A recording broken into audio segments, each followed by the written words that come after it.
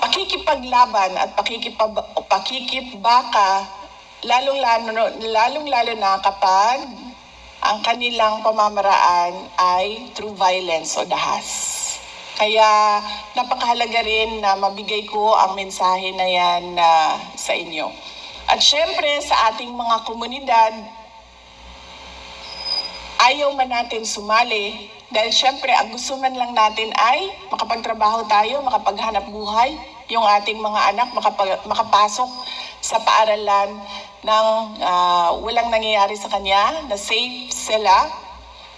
Sasabihin lang natin sa kanila na huwag dito sa lugar namin dahil ayaw namin ng gulo. Kasi kapag nagkakaroon ng gulo, nasisira yung pangkabuhayan namin. Nasisira yung kapayapaan dito sa komunidad namin. Hindi naman namin sinasabi, kaming mga nasa gobyerno, hindi namin sinasabi na lumaban kayo sa kanila. Huwag na.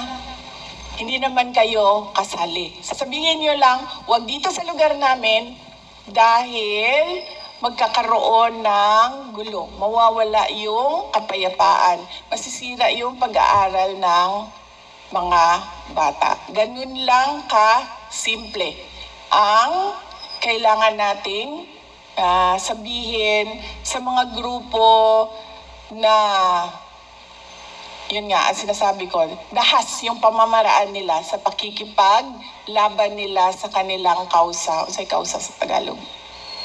Paniniwala. Ayun.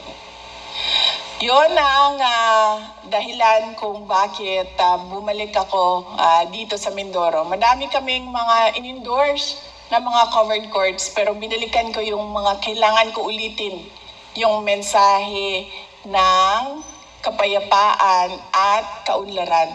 Dahil ang aking experience noong ako ay mayor ng Davao City, hindi talaga magkakaroon ng kaunlaran kung hindi mauuna yung kapayapaan.